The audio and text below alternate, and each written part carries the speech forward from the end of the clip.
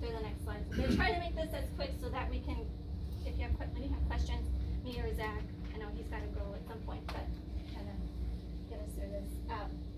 Anyway, so this is about cardiac arrest data from the association. So ambulance response times is an independent predictor of survival and favorable neurological outcomes. So your ambulance response time survival rates from this model, you're at 13.8%.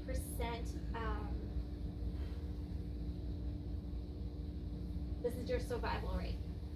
You're at 13.8%.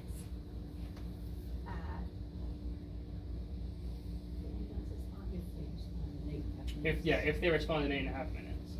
So if we look at their average response time of over 30 minutes, you know, that's double. Luckily, I wasn't having a cardiac arrest. Thankfully, yes. Anyway, so it just gets better and better if you have a quicker response time. It's noted by the AHA that shortening the ambulance response time has the potential to prevent the occurrence of cardiac arrest in the first place. Cardiac arrest can be fatal after 8 minutes. Without CPR, brain damage can occur in 5 minutes, and that's according to the Cleveland Clinic.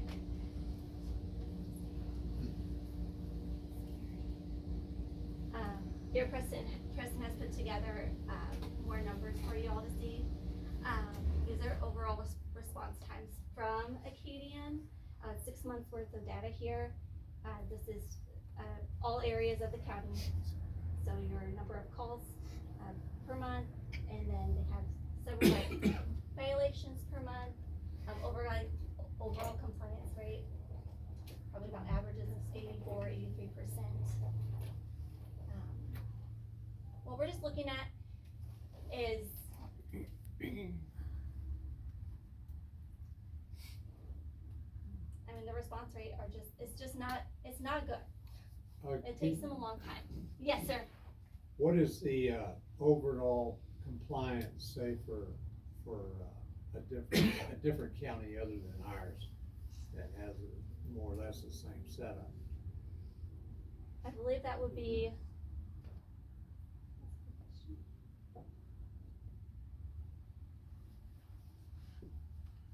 I don't know how to answer that question. I mean, these are their overall compliance is around mid 80s, and so I'm just curious, and comparing to other counties in our area, how does that compare? Are they higher or are they lower? Whoever they are, I don't know. Yeah, I personally don't know that data off the top of my head. That would be a good question for Caleb or Preston, which we can get contact information for them as well. Because they're the two petitioners for the ESD. Right. I'm just one of the first responders, so I kind of see firsthand, 1, Acadian response times, 2, the patient condition that goes down. I'm just curious if this is normal or is it abnormal? I mean, I know that the violations and the data they use to make violations are based on other counties.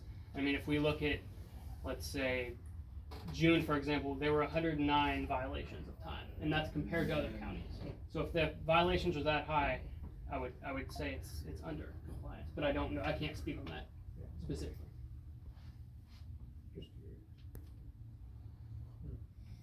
And then again, this is the unincorporated county areas, their response times, their overall compliance percentages.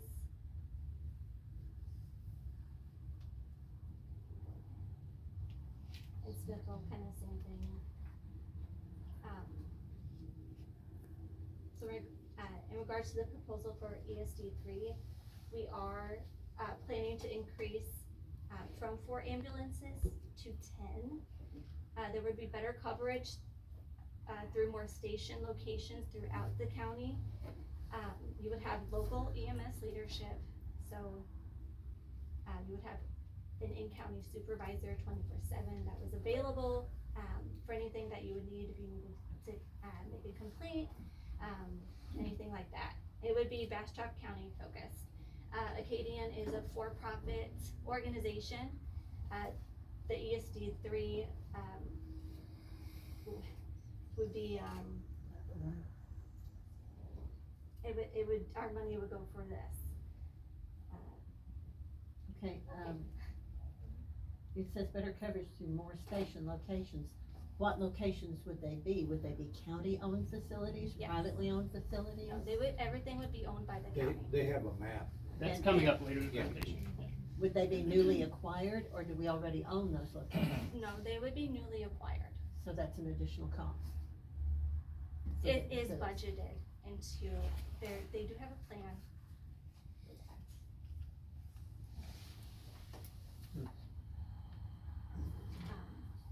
Here is a map of the proposed stations throughout the counties. So the gold stars would be the proposed location? Yes, ma'am, and And the blue ones the are current. already The the blue ones current are the Acadian ones. existing Yes. ones, okay.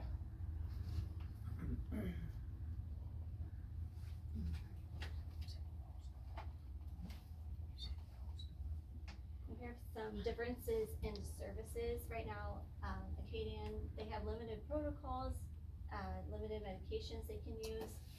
Zach can probably speak more to this because he's been on the scene. I'll tell you, their fentanyl is lovely, especially when you mix it with morphine.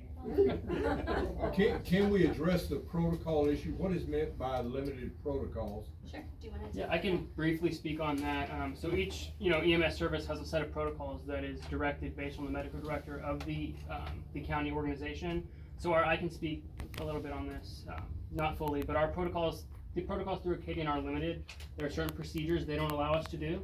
There's a national standard that the National Registry of Emergency Medical Technicians puts out saying, we think ambulances need to carry these certain medications, do these certain protocols, things like that. And there are some things that the Acadian medical director has limited us to and that don't allow us to carry on the truck.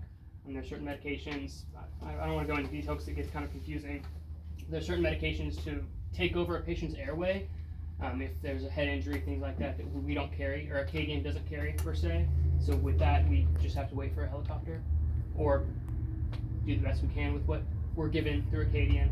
There's certain protocols that they also don't, certain treatments and procedures that they don't allow us to do, or allow Acadian to do, sorry. So I can't really go into full detail on that, and it gets a little confusing, but if you have specific questions, I can try to. So it would change with the new ESD? Correct, yep. Yes. More Where is advanced. Acadian's medical director?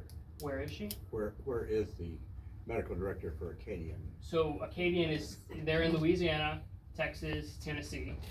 We have a Texas, I'm not trying to say we, Acadian has a Texas medical director. I don't know exactly where she's out of, but she's Dallas. not, I believe that, yeah, Dallas. So protocol is the limitations that the doctor Yes, that's set by. prescribes to y'all what can be done for EMT services. Yes. Correct. The confusion is a lot of the term protocol has been thrown out there, and most of us lay people don't know what protocol you're talking Yeah, about. those are medications, procedures, services that we're able and allowed to, through our medical director, to give to the patients, based on Gotcha. condition. Much better, thank you. They saying that Acadian doesn't meet the county protocol. They said such low protocols. So there's a lot of services. They're missing life-saving equipment. Supervisors are based in Austin. If we need a supervisor out here, we have to call for one to come out. No local leadership, no accountability to the taxpayers for service standards. With ESD 3, if we had our own county ESD 3 service, Go back one more. There we go. we would have advanced protocols, industry standard medications, industry standard equipment, advanced training, in-county supervisors, would be here 24/7, a local in-county chief, accountability to the taxpayers through open meetings, published budgets, and oversight by the commissioner's court. What's the difference between a supervisor and a county chief? The supervisor would be under the county chief. Do you have a better Yeah, so explanation? the supervisor they're on, like I said, they're on shift, right? For, 12 hours, 6 hours, whatever they decide to make those shifts, but they're available 24/7 to one, respond on scenes if they need more leadership based on the critical level of the call, like she said earlier, complaints, if they're available basically 24/7. The chief is more of your leader in the organization, that they wouldn't work overnight, for example, but we would have a supervisor 24/7. They would So- report to the chief. Exactly. Thank you. Are both those levels necessary? I mean, I can't specifically speak on that, but many other services, Supervisors for sure. you have to have a supervisor in every EMS agency that I've either been a part of or worked with. There's a chief.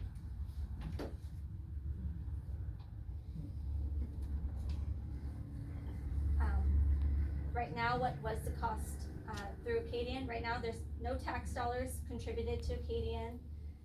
You'll receive a bill for services. Bills are as much as $1,500 to $2,000 after they billed your insurance. That would be about 8 to 9 years of the taxes that we're asking for in just one ambulance ride. And no breaks for uninsured or those with high deductibles.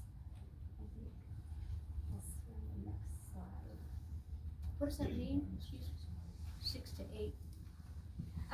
So I'll show you here on the next slide. So what she's saying is what you would be paying in your taxes Yes. over 6.8 to 9 years would equal what you would be paying right now for one ambulance ride.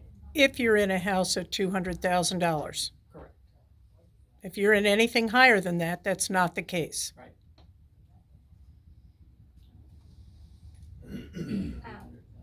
So for ESD 3, no bill for services, funded by tax, that 10 cents per $100 of the assessed value of your home. For the example, there, that's the assessed value of your home, so their yearly payment would be $217.66. That would be their payment for the year. Renter, what about the renters? The owners pay that tax, it would likely pass on to the renters. So your average household would pay $18.33 per month. Per month. Based on that $217,000. Based Yes. upon that But if you assessed have value. What's we can't see what the assessed value is there. The assessed value comes out to $217,655. So for those of us who have assessed values that are a lot higher. Well, in 2022, the average assessed value is $235,000 in this county. That's what census.gov said. 2022, 235, and it's a lot higher now. It's a lot higher. A lot higher now. I was gonna say, yeah. 350, okay. Uh-huh. That would be And that's $200 a month. That'd be $350 for the a year. year you'd be paying. Those are your average houses. Yeah, keep in mind that's per month. That 200 is a That's yearly year. value. That's per year. If you break that out monthly, it's Average 18. household would pay that much per month, so Right. multiply that by 12 is your average. Right, which is the $217.66.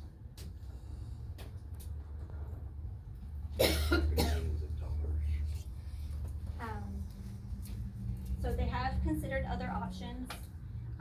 We could continue the contract with Acadian.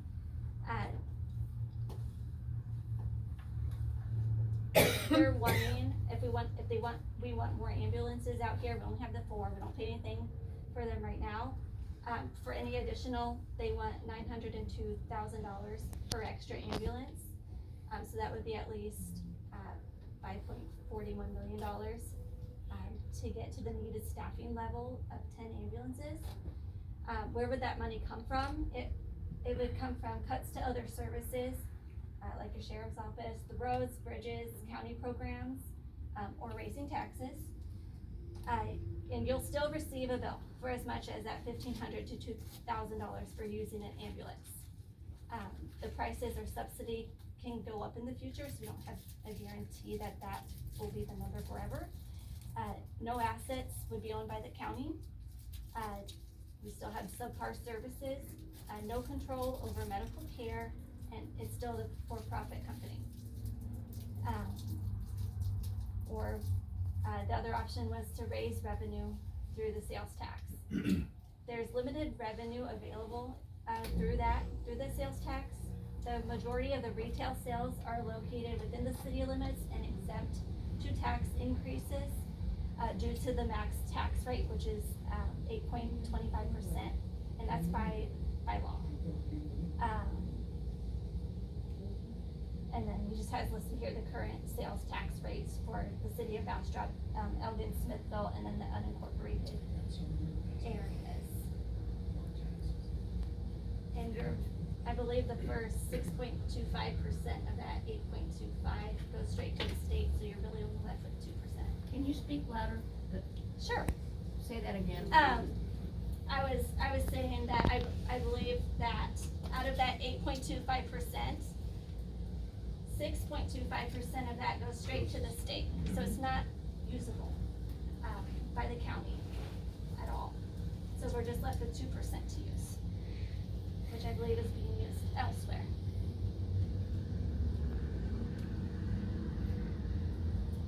There are frequent myths that we've seen floating around. These are just the main ones, that your taxes will be raised just over and over again. That tax rate of the 10 cents per 100, it's the maximum allowed by the law. You'll be getting a large tax bill. That max rate works out, I think we already talked about $250 on a $250,000 house, and you already said the rates have already gone up. House prices are high. The tax is based on the assessed rate, not just the market price. There's no budget that's been created. A draft budget has been created by Caleb, Preston, and Paul, but it cannot be shared, as the ESD board is the only body that can publish a budget, and ESD 3 is not a thing yet. There's no board, there's no commissioner corporate, so there's not a budget, physical budget that can be shared, because it would tie their hands to that budget, because then people can come back and say, oh no, they said this was the budget and now they lied. That's the only reason it cannot be published. They were advised legally not to do that. Pam, I Yes. can't hear you real well, and I'm not really hard of hearing. So Okay. I'm sorry about that. No, it's okay. There's some empty seats up front here. if you But guys wanna use them. I have I mean, my hearing is fine, it's that there's an air conditioner in here, so I'm not hearing it exactly right. You're telling me that you're not allowed to tell us the budget until it's passed? Yes. Okay, just wanna make sure I heard that right. Yes, ma'am. But along those same lines, they've made a determination of how much money they estimate is gonna be raised. That's not a budget. Can that be shared? I know they were legally advised not to do that. Just with, Just to surprise us or something? just, no. But there's no legal component to do that in any way, shape, or form, because the citizens are paying into an extra tax. We'd Okay. like to know how much money is being raised. We don't have to know the budget, where it's being spent. We'd at least like to have some sort of indication how much money is being raised. At 10 cents per $100 evaluation, I mean, that's, we're talking about a substantial amount of money. Right. You can do the math. Right. That would be something to ask Preston about, if we could get that out in time. Can you call Oh. Preston? You can call Preston or Caleb. Yeah, I can try to reach one of them right now. I know they're both on shift right now working, but if they're available, let me see if I can do that. It'd be nice to know that figure for us to take I know into that's consideration. I know that's like one of the biggest issues, and I understand that, and we get a lot of questions about that. Why isn't there a budget published? Yeah. Taxpayers don't have to be blindsided. Exactly. No one does. They're not trying to do that.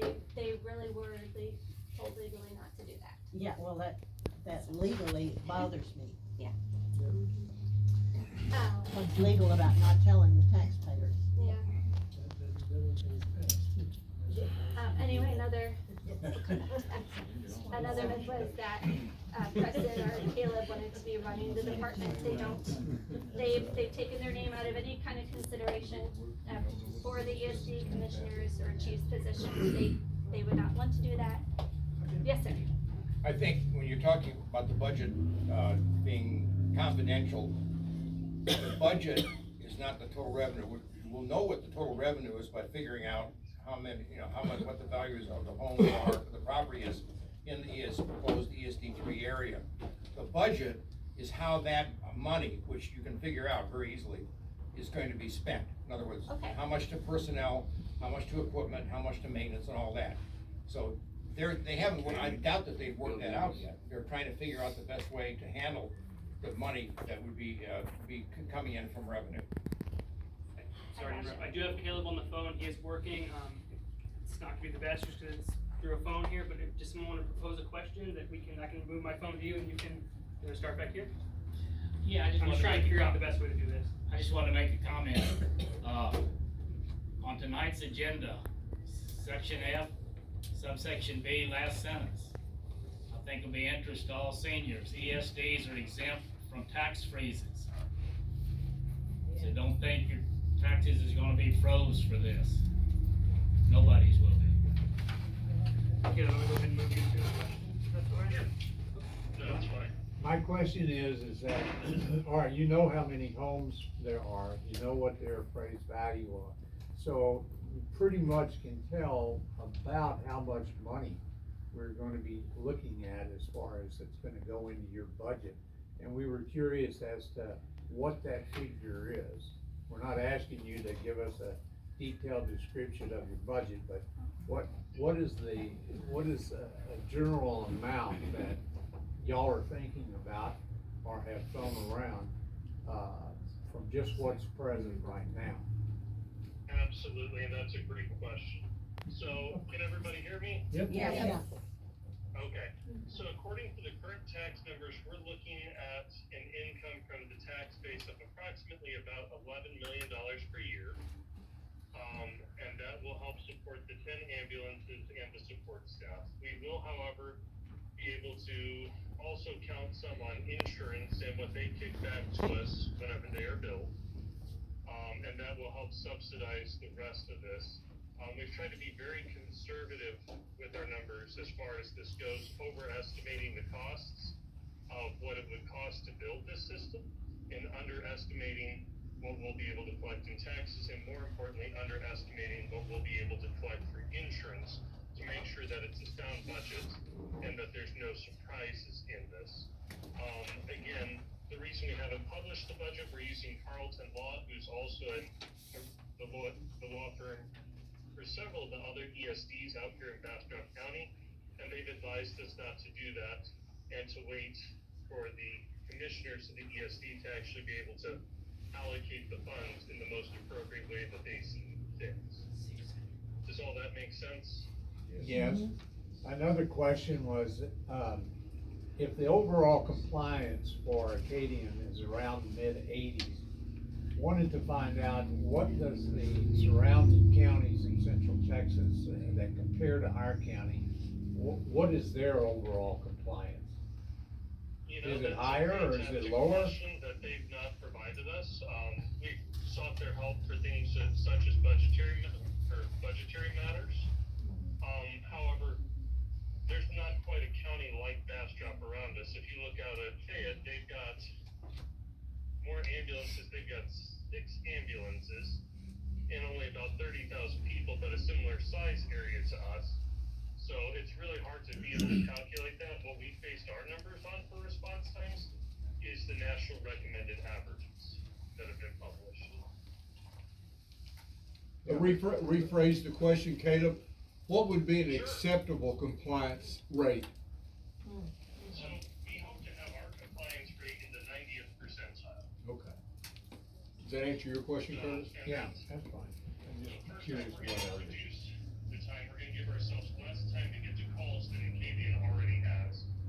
And then, of course, we're gonna aim for 100% compliance with that. But as Bastrop County shows us every day, that's not always 100% possible. But if we can reduce our own response time figures that we're aiming for, then it's already gonna be better. And then we're gonna try and hold ourselves to an even tighter percentage of responses. It's kind of that aim small, miss all philosophy. Thank you. Anybody else? Yeah. The reason why I asked that question is because you're selling this to us on the premise that Acadian's not doing their job, and that y'all would be doing the job. So that's why I was curious about the, how it plays out with everybody else.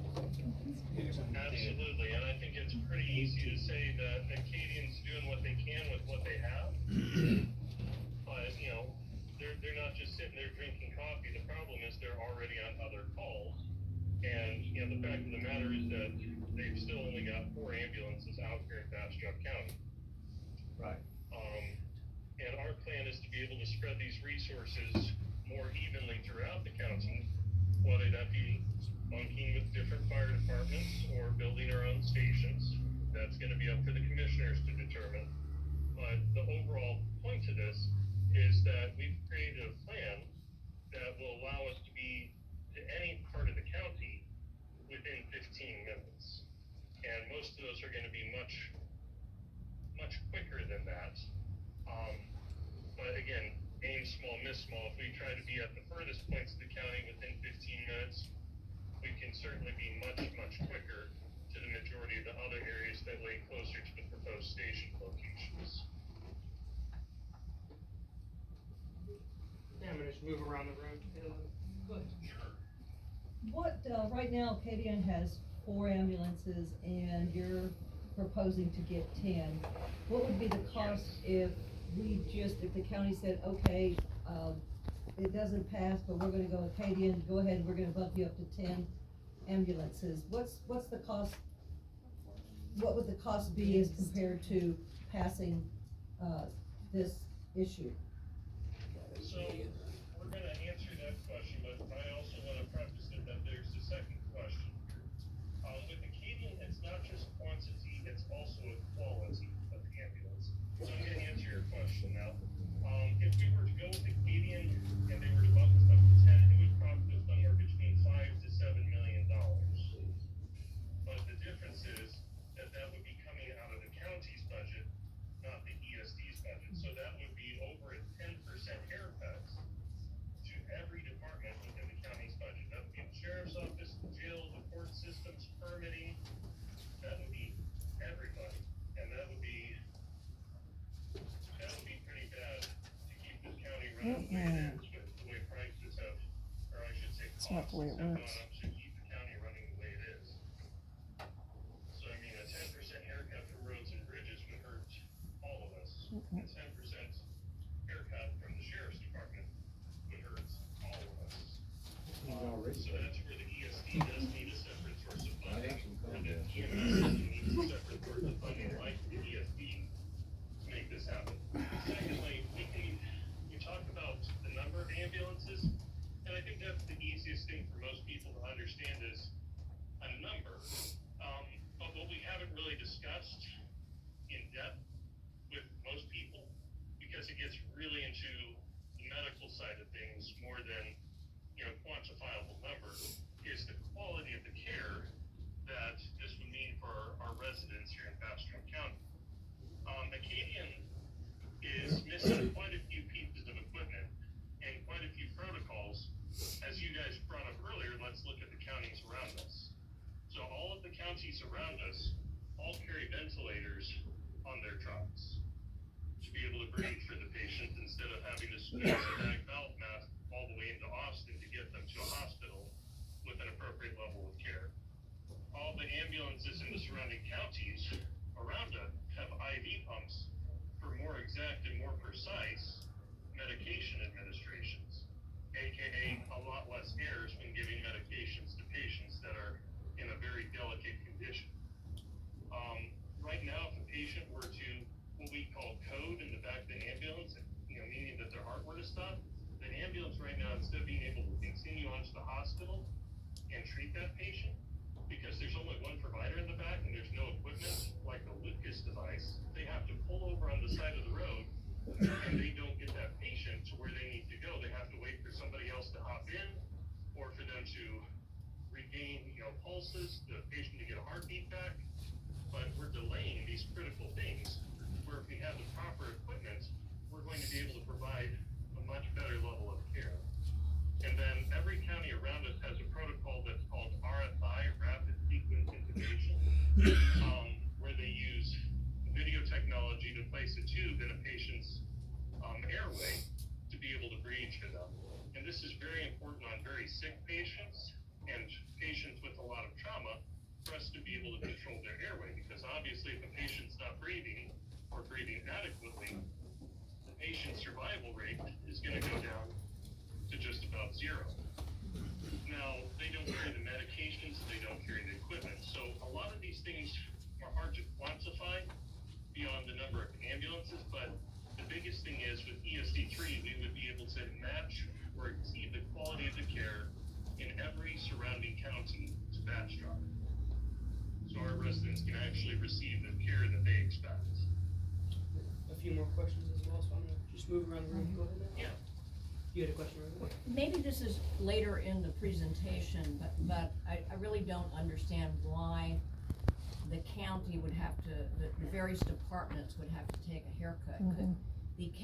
What's the difference? I'm really regretting that I didn't go to the meetings where this was hopefully discussed at the county, but what is the difference between setting up an ESD, or why do you have to do that? Why can't you use the county and the county raise the appropriate tax dollars there? Why do we need a separate thing? They've been limited by the Texas House of Representatives as to how much that they can raise. It's So not right true. now, if we were not to vote for ESD3, Yeah. we would have to go and ask the House to allow us to raise our taxes. They've already capped the taxes that the county, Are the we- amount that the county. It's not true. can Are we maxed out here in No. Bastrop County? We're not. That is not the case. The law that was passed limits the rate of growth of the budget unless it goes to the taxpayers for the taxpayers to raise it beyond that level. So just as you're coming to the taxpayers for ESD3, the county commissioners could vote to go to the taxpayers for an increase that is over and above, quote unquote, the cap. So what that legislation did was to have a level above which the taxpayers get to vote on if the tax rate's going to go up that high. So just the same way you're coming for ESD3, the county commissioners could vote to raise the taxes to cover the ambulances or the personnel or whatever, and make exactly the same case through the county budget. And then we'd know what it was going to cost. I apologize, I must have misspoken on that. I truly. So here's the fact about that. Either way, it's gonna require a vote. It's gonna require an ad valorem tax increase. The reason why we opted for an ESD proposal, whenever we sat down with the different members of the county, the great part about an ESD proposal is that we have the ability to have clarity in the budget. It's not that the taxpayers are gonna vote for a 10-cent increase on the county taxes, and then, 2 years later, whenever a different department needs something, this is a dedicated fund that cannot rob Peter to pay Paul. I think they could have a dedicated fund. So that's one of the nice parts about this is it provides financial accountability for your money.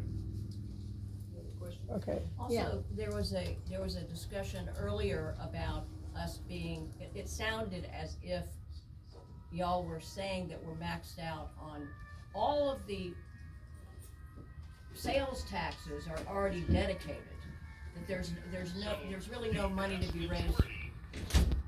The vast majority of the sales tax is already allocated to the different cities. The only one, there's a couple of county regions that have not maxed out their tax budget, but the reality is that the amount of tax money that would be collected from that would be nowhere near enough to either support upgrading Acadian ambulances or to provide for ESD3. Do you know what that number is? I don't have that exact number, but I can tell you that, the vast majority of sales that happen within this county are located within the city limits. And the cities have already taken that. So the only thing we could ask for is, the 2 cents per dollar in those regions. Okay. Because the state already gets to 6.25 and we can only raise it to 8.25. quick question, how many signatures did you have to get this on the ballot? So by law, we were only required to gain 100 signatures, and I believe in total we collected almost 600 signatures. And why did you have to get the signatures? It can't, that was obviously That's how because. the law is written. But, so that was the only way you can get an ESD is to petition? Yes, ma'am. Okay, thank you. Okay, I'm just gonna move around the room. Sure. Okay, so my question is about staffing.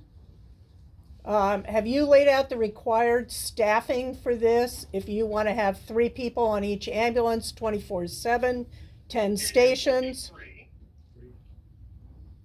plus people to submit this to insurance, plus additional dispatch for that number of stations.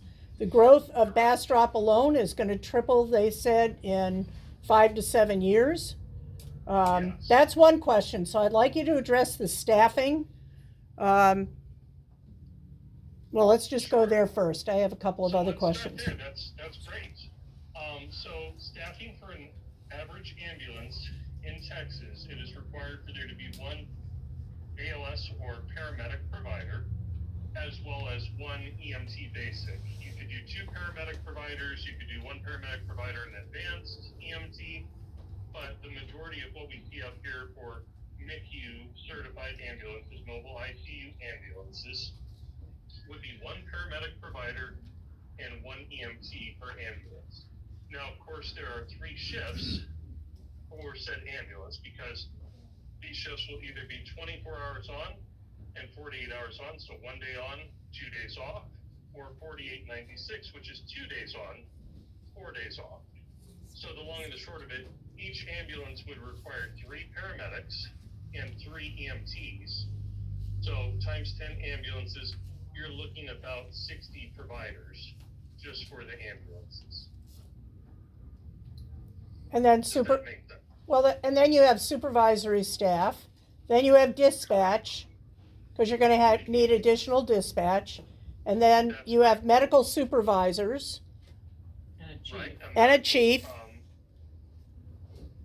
Right. So again, all that's been planned. The plan is for us to have a chief and assistant chief, which will happen to administrate and supervise the overall operations of the ESD. And then as far as what the shifts will actually have, because it's such a large region, we believe having field supervisors and sprint trucks is going to be a massive asset to the paramedics and EMTs that we put in the field. So we plan to put basically 3 supervisors, 1 being a captain and 2 being lieutenants, to help oversee the day-to-day and full shift operations, to work right along with the crews to make sure that we have adequate staffing and adequate resources on scene for our patients. Who's going to handle, you haven't mentioned at all the people who are going to submit to insurance. I'm old enough to remember the days when I had to submit to insurance, not the doctors, for everything that was going on with my kids, so I know how difficult that is. Who's going to do that work? So we do plan to have an in-house biller, but we also have the ability to use a third-party billing company, and it'll probably end up being some combination of both, where our in-house biller goes ahead and reviews the different charts to make sure that everything is in order for a third-party specialty billing company to be able to collect the proper amount from insurance and make sure that we regain the funds, so that way we can, keep our services going. Okay, and then along with your personnel, who are they going to be working for? They will be working for Bastrop County ESD 3. Okay, so is that a separate entity from the county? Like, who's going to cover their 401k or, So all that's been figured into that general budget that we talked about earlier. Again, we had to make sure whenever we presented this to the county commissioners, that it was feasible. So we've run the numbers to make sure that, we can provide 401ks, that we can provide health care, that we can provide proper vacation benefits, and everything else, so that way it's an attractive place and we can attract the best talent possible so that they can provide the best care to our patients here at Bastrop County. I feel like I've missed one of your questions, so if you want to refresh my memory.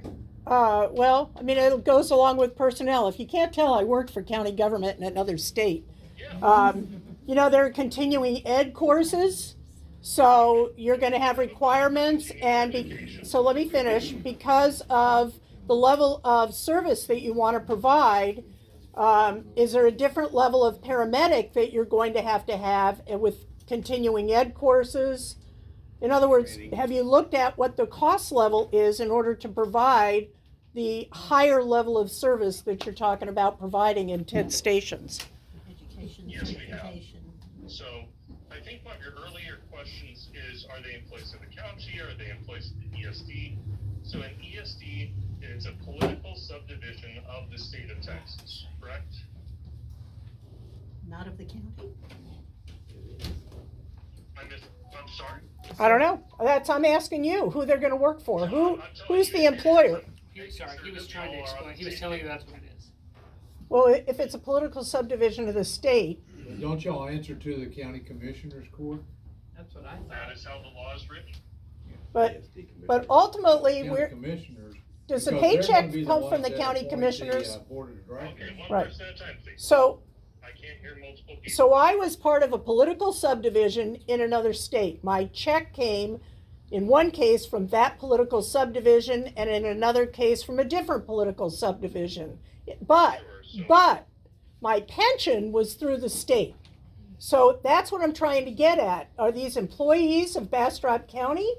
Because Bastrop County is the political subdivision, or is the ESD the political subdivision? So that's going to be, so they would be employees of the ESD, not of the state or of the county, according to how the law is written and how most other ESDs operate in the state of Texas. So you're going to have to manage all the employee issues, and a non-elected board is going to do that. We've got an HR manager built into the staffing requirements for this.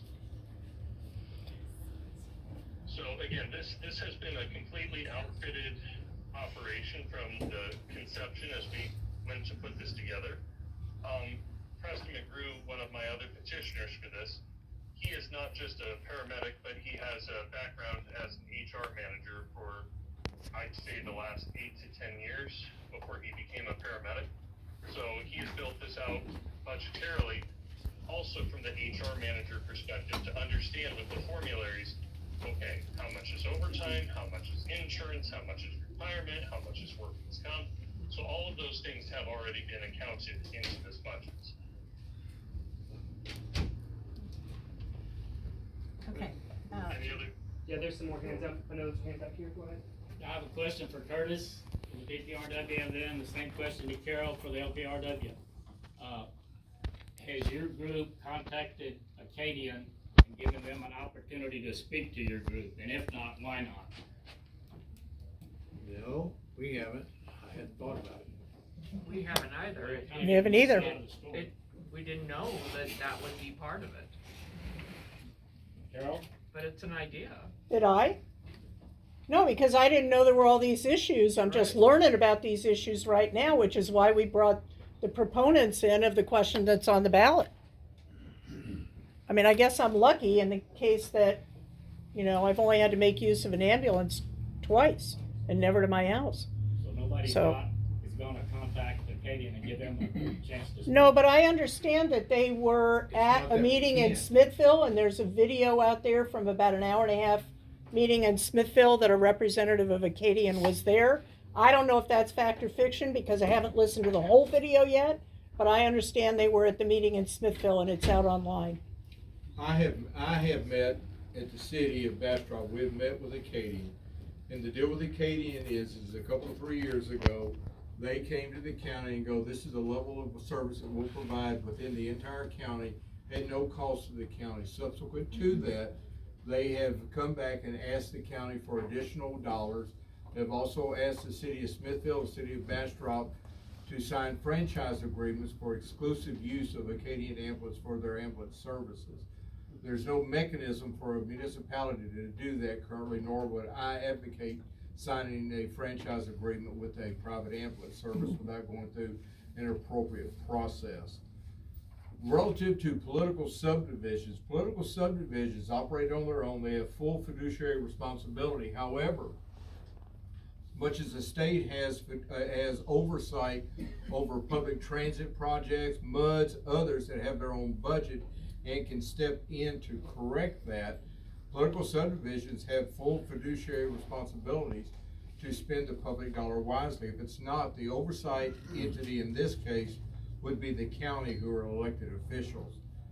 I don't think the issue here is relative to the political subdivision or their budget. The question here is, why such a large budget? Why did we go for 10 cents on the dollar as opposed to 5 cents on the dollar? Why do we need to build 11 new facilities rather than looking at shared facilities that may or may not be out there? I know of 3 that can be shared right now that are not county or city owned, but they are part of political subdivisions. So these are questions that in my mind need to be asked and answered prior to voters taking this up. At the city council of Bastrop, we had the same very questions. The fact is that we decided to take it to the voters, let the voters decide, but the voters need to ask these questions also.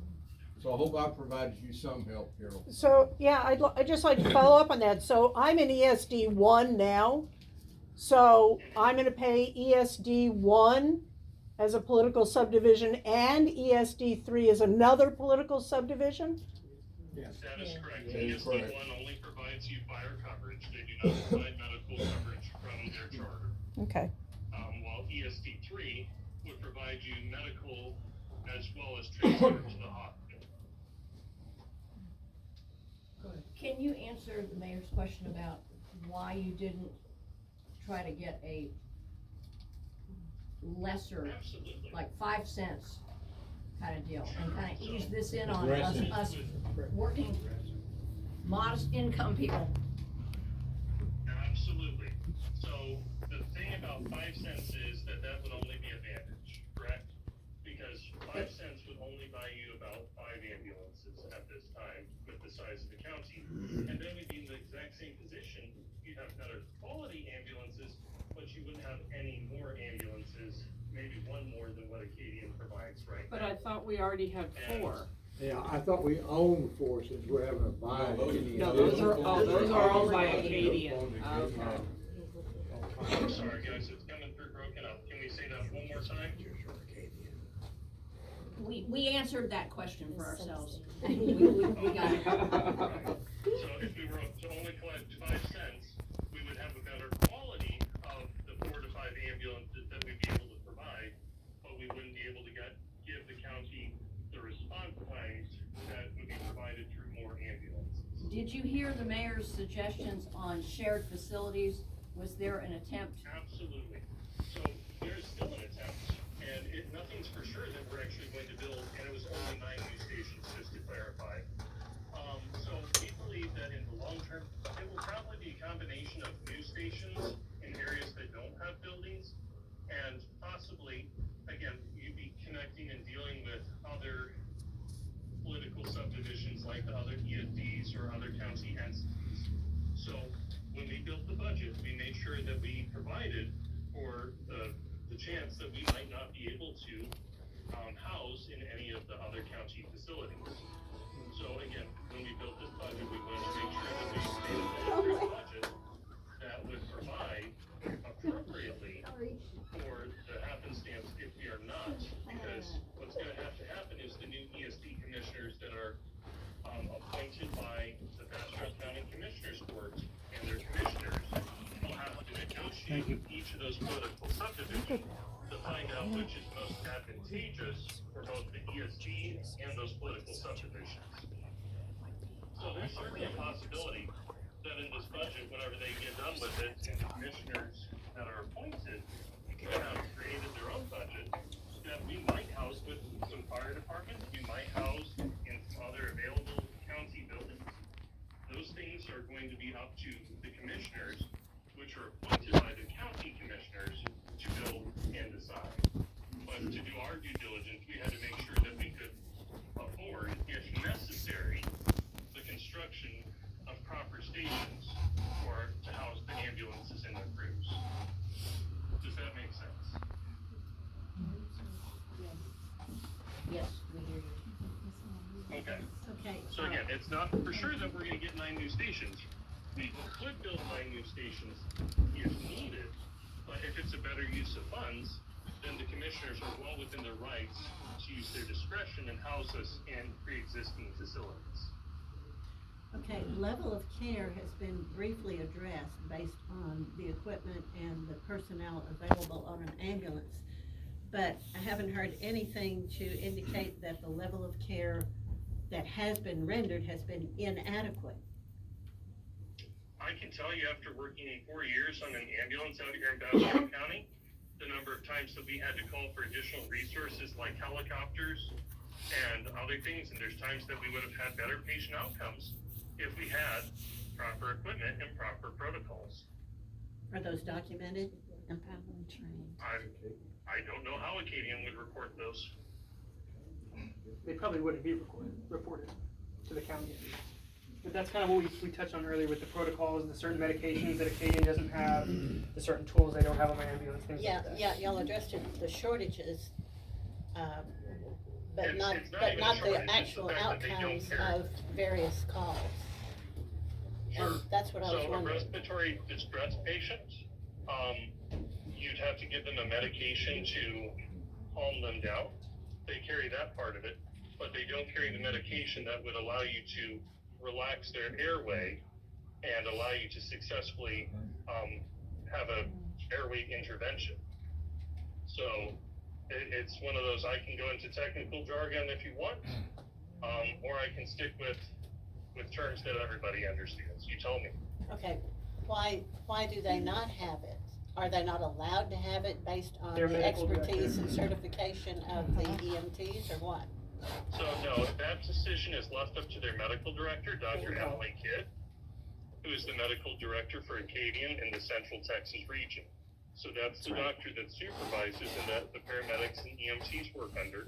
And she's decided that because they're such a large company, that she cannot adequately monitor the use of these medications and interventions for all of their paramedics. So she would rather not have them instead of not be able to monitor them. And that again comes back to local leadership, local government, and local accountability, to where we can make sure that the providers we have out here are given the right tools and that they do the right things with those tools.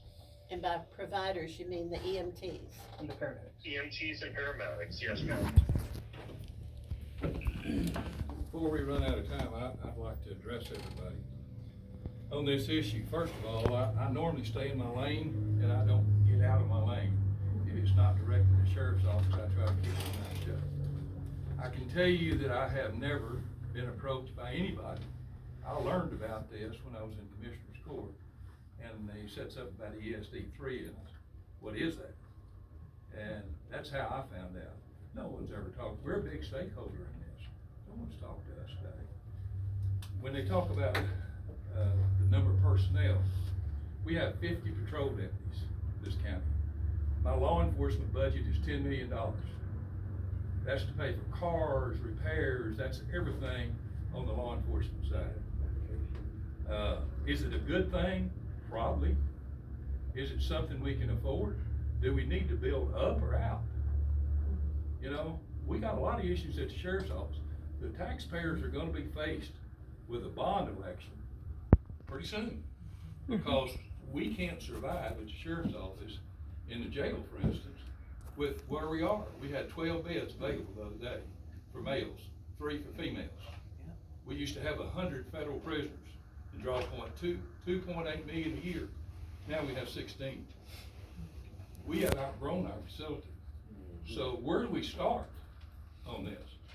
I made some notes here. You need some light? Yeah, Light come on? yeah, flip those lights on. Wow. Okay. You're talking about for 4 to 10 people. Well, if you want to cut response time down for the sheriff's office, give me 50 more people. I promise you I can cut that response down time in half. So if you're getting 10 people instead of 4, it'd be natural that you cut the time down. We're talking about understanding the budget after this goes into effect. Well, isn't that what the Democrats did in the House? They said, we're gonna pass it, and then we'll decide what it is. You know, We gotta pass it to know what's in it. we talked about, medical personnel. We pay people in the jail $60,000 to start in medical. We can't even get enough of them to start. Now, that's a jail, but there's gonna be an issue with personnel too. We're all faced with that. So Sheriff Cook, let me pause there for a second. Okay? We have gone ahead and budgeted, as far as that goes, to be competitive with the city of Austin as well as Williamson County. And then that should also be able to draw us people from south of there, from Colorado County, from Fayette County, from Lee County, from Gonzales County. Once we've made sure that we can stay competitive with that budget, as you've stated. What are you gonna pay them? What are you gonna do? That's, again, going to be dependent on what the commissioners want to do, but again, right now, Williamson County is paying their paramedics about $80,000 a year, and their EMTs right around 60. And I pay my deputies around 70-something thousand. So, Yes, sir. you know, no one said anything about to us about dispatch. You're gonna have a wholly owned location for dispatch? So we've actually already been in talks with some of your dispatch managers over there. That's still an ongoing process, but between them and us, that's gonna be negotiated. We can either house our own dispatchers, or the more practical would be to go ahead and provide our own dispatchers in your building over there. And we talked about a $200,000 base that we're gonna do this 10 cent on 100. How many of you in here live in a house that's 200,000 or less? Does anybody in living? One person? 2 people? Right, I'm very unusual. And you own your own home? Yes. And that's the tax base, it's less than that. Right, I feel guilty though trying to pass this on to other people because I just live cheap. I just chose to live cheap. Well, you know, I'm just saying that this is maybe a thing of the future, it's been really great, but as a major stakeholder, we haven't been involved in it. And this will take away from the sheriff's office eventually, because we're gonna have to do that. Take away from the sheriff's office, Sheriff Cook. Because I asked someone, and I won't identify who it is, I said, how are y'all gonna pay for this? And they said, oh, it's not gonna cost the county anything, we're gonna pass it on to the taxpayers. I'm serious, that's a statement I got. Well, when you pass. I don't know who you spoke with. Well, I know who it is, but, and he was a person in position. So, my point is, that whenever we put this burden on the taxpayers, and we come back around, because I know they're talking about a bond right now, I don't know when it's gonna come about, but I know that it's gonna come, and it's just gonna be more tax burden on the taxpayers. Who's paying So let's this? put this into perspective. All right? Well, yes, it's gonna cost money, we understand that. Correct. You know, trade services, obviously it's gonna cost. Mhm. We get that. You don't wanna wait 45 minutes to an hour for an ambulance. Mhm. We've gotta provide for that somehow. Well, I just said, if we'll add some more into the contract, we got a contract that we can negotiate. Right. We got So, 4 are you saying people, that 4 that's coming ambulances. out of your budget or roads and bridges? Well, it doesn't, it pass it on to the taxpayers. That's what you're doing Do a now. bond. Okay. You know? It's a pass it trigger on. election. That's what you're gonna have to do. I don't, Still not gonna I can. improve quality of the care.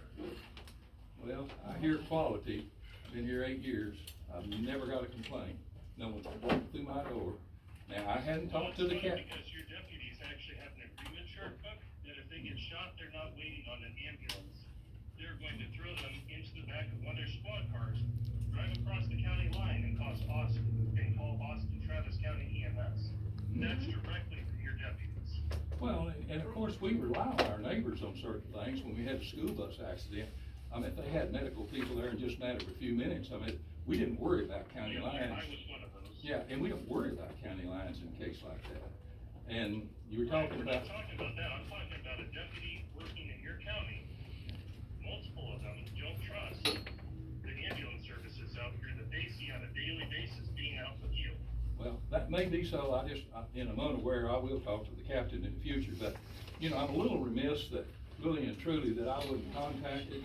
I have not been consulted, and we're a major stakeholder in this, and I'm not gonna waste everybody's time here and yours, because we're not gonna come to an agreement, I can tell that.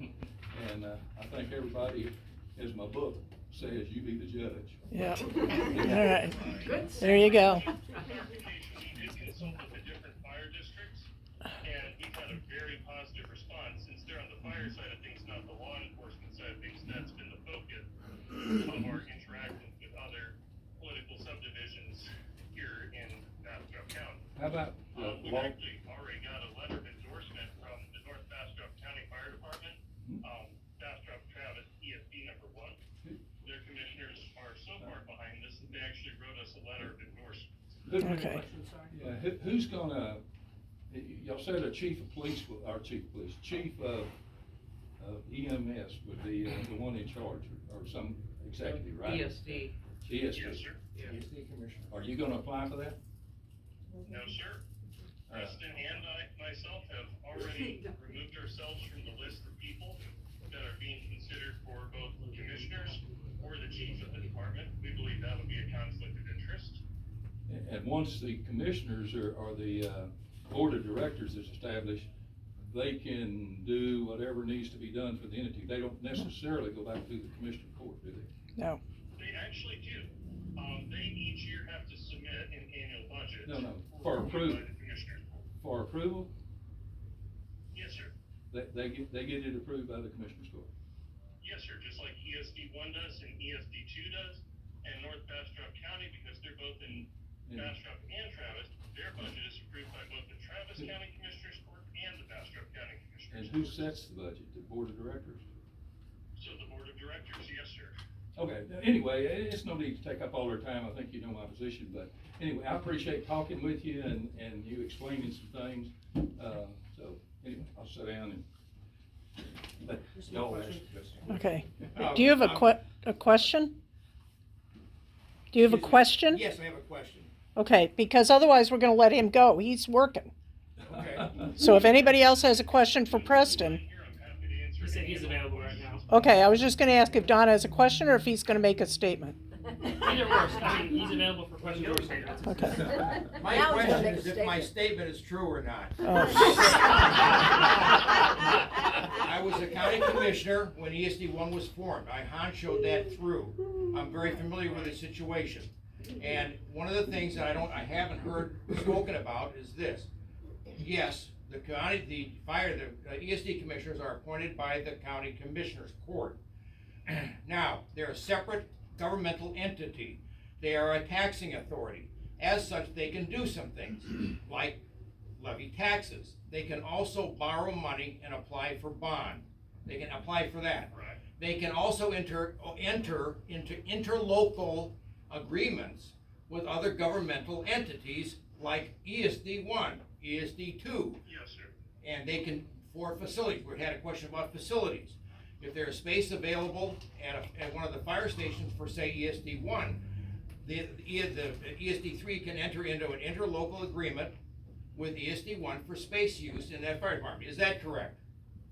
That is correct, as long as both parties reach an agreement on the use of that space. Okay, so there are things that weren't really made clear tonight, and I agree with the sheriff, you should have been contacted right away on that. Amen. But the point is that you can only squeeze so much out of the county, tax money wise, to provide services, because otherwise they go above their limit as far as increasing taxes.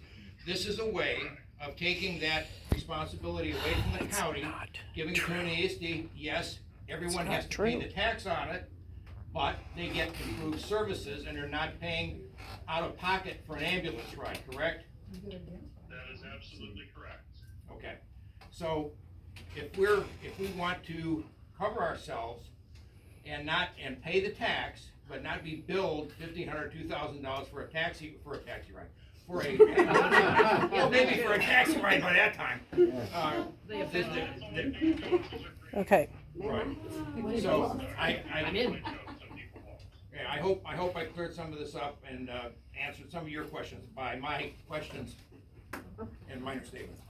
Thank you. Mostly true. Yeah, mostly true. Mostly true. Does anybody else have a question? Okay, let's let him go. Thank you. Thank you. Question, I don't think Amy- Huh? I'm just curious. When y'all come up with your budget, do you have access to information that tells you the number or percentage of people that end up not paying anything for the service? Not insured, whatever reason. I mean, if you don't have that, how do you come up with a? Mm-hmm. Hmm? Homeless. You mean, yeah, uninsured. Illegals. underinsured? Yeah, well, Yeah. thank you for saying that. Yeah. I didn't. Yes, if their, Indigent? if their insurance won't pay, well, then they don't get paid. They don't have. So- Well, it's on the taxpayer. That's right, that's the point I'm getting to. Do y'all have, how much do you jack up your prices to take if, say, 10% of the people don't pay? How much more is it gonna cost for a ride? I mean, surely y'all figure that into the budget. If not, shame on you. Or you jack it up 20%. Again, so sorry. He's available. I can call him back. I'm not a part of the. I just- That's yeah. a great question, though. I agree. Yeah. So, A rhetorical statement. Right. I would just carry that back to him that was a concern. I mean, my All right. friend told me 2 weeks ago that she had a ride to the ambulance she lives in Bastrop. And she received a bill for like $3,000. And she's like, Monica, that's ridiculous, I'm not paying it. And she called in, I guess it was Acadian or whoever, and said, I'm not paying it. Yep. And, she tried to work something out to say, hey, I'll give you $1,000 for the ride. And they said, we won't take it. So she's like, screw you, I'm not paying it. Wow. So, Yeah. a lot of people are gonna do that Yeah. already, right? Yeah. And I think that's what you're saying, is how Well, many. That's right.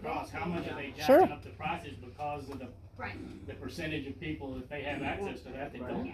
And the Yeah. $4,000 Well, a the- month fine. Because my understanding from whoever we're on the phone is because this would be a service that we would not get billed for, right? Right. Because the whole pie is paying for it, whereas now, you're right, your friend of $3,000, we're gonna pay for it. Right. And therefore, they're gonna have Acadian, I'm assuming you keep saying I'm assuming you're saying Acadian will have to increase the price, of course they will. Well, 'Cause they homeless gotta people cover who that get cost. a ride, they Well, don't pay taxes at all. Right. Same with So the people who homeless rent. people will just Right. get- Yeah, people who rent don't pay into it either. Right. Oh, yes. Well, the property, excuse me, he made that clear, the property owner pays the bills, okay? It's just like anything else, if somebody doesn't pay, that's why I asked about the personnel on insurance, because they will bill insurance.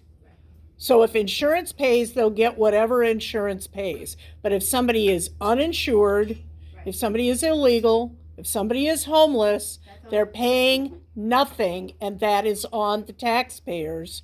And that's gonna come right out of the ESD. They're gonna have to have something in their budget for those people who are uninsured.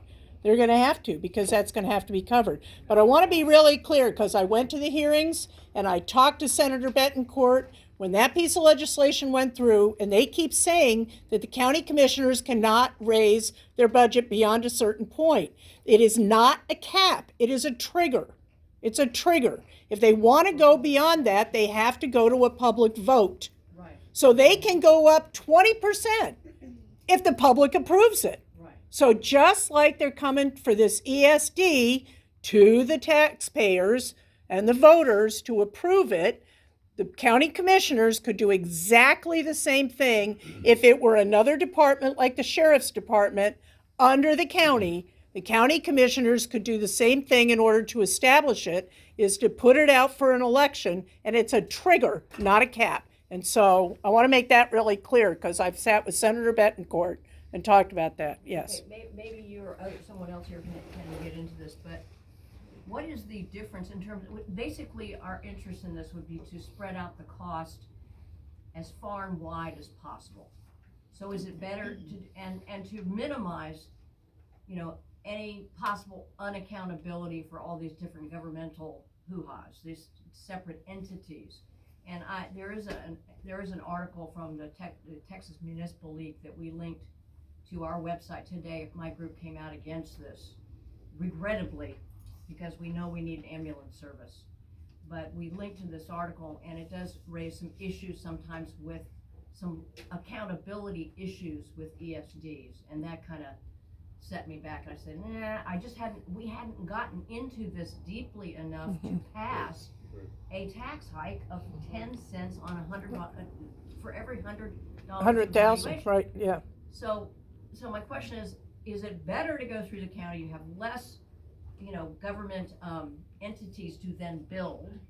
Does it spread the tax burden more widely? Like, what would be the advantages of that?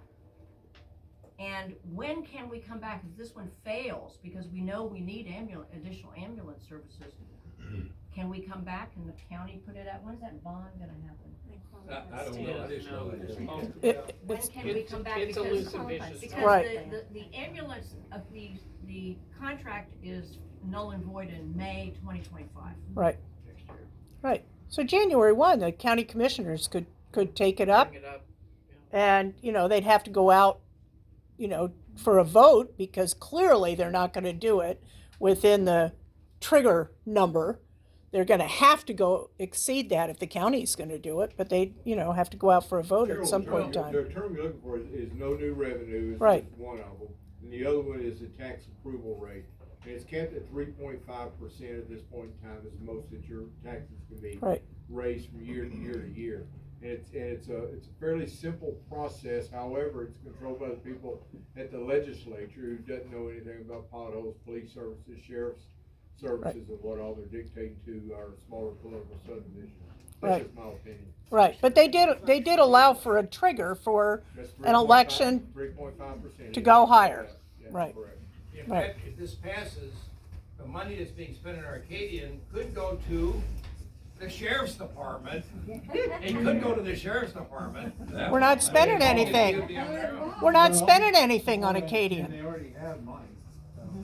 Well, they got, Right, what, that's $30 right. million in reserve or more? Yeah, they're not spending anything on Acadian, that's the point. In the presentation, it said that if you were to if Acadian was to increase the number of ambulances, say 5 more ambulances, that it would cost around $5 million. Well, that's a far cry from 11 million. Yeah, less than half. I Right, mean, they won't be right. packed right with the right equipment or whatever, but. Well, what county services do you cut out for the additional $5 million? Yeah. You can't come out of the sheriff's budget. Yeah. No. Well, I was just out on a call and I didn't know if I was gonna be here If it's or at not. 30 million, they got it. Oh, These people just lost their house in Cedar Creek completely. It was a mobile home. Completely. So by the time I was on call, I went out there, I get there and the deputy tells me, I think the homeowners left. And I was like, what? So Acadian was out there, and I was like, well, where did they go? So I come to find out, I went to the neighbor's house, and they said, well, they think the husband took the wife to the ER because she was burnt a little bit from the fire, and because they refused the ambulance ride. So, Didn't wanna pay him. I'm Yeah. sure that's what it was. Yeah. They didn't want to pay the ambulance ride. And it sounds like Acadian is just like you might as well get an Uber or a Lyft to take you to the ER if there's nothing that they Right. can do. I'm just saying, I'm not disagreeing or agreeing with anything.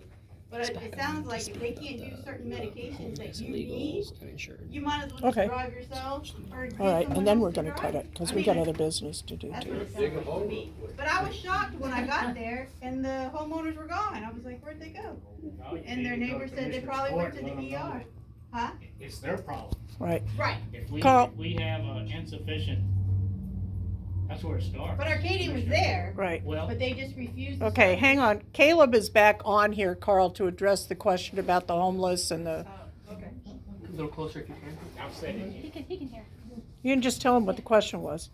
You go ahead and. So their concern was where the funds are gonna be allocated for homelessness, calls to homeless individuals, illegal individuals, as well as uninsured. Absolutely. So right now, there's actually a Texas state fund for that we would be reimbursed for. A lot like insurance to help us cover those costs because the state of Texas knows that that's an issue. It's the Texas Indigent Fund. And we would, as a political subdivision of the state of Texas, would be able to bill for that. Currently Acadian, because they're a privately owned company, is not able to bill and try and recoup costs for the indigents, your homeless population, and your uninsured illegal aliens. But, so we would not be using the tax dollars, we would be relying on the state of Texas to reimburse us for those. Hopefully that helps answer that question. Right, that's the taxes, just not property taxes. It's a little different tax. Right, it won't fall, the burden will not fall on Bastrop County per se. It will come out of the Texas General Fund, which they've set aside a special fund for the Texas Indigent Fund. Okay. Since this is something that multiple counties are having to deal with, whether, it's an ESD or county-run service or however, that's something that everybody's dealing with, and the state of Texas has addressed that to help us out. Okay, thank you, appreciate that. All right. Any other questions? I think we have other business to get to, and we're already at 8:30. So I think we appreciate you being on and answering the questions, and thank you. All right, everybody done? Thank you, we appreciate everything you gave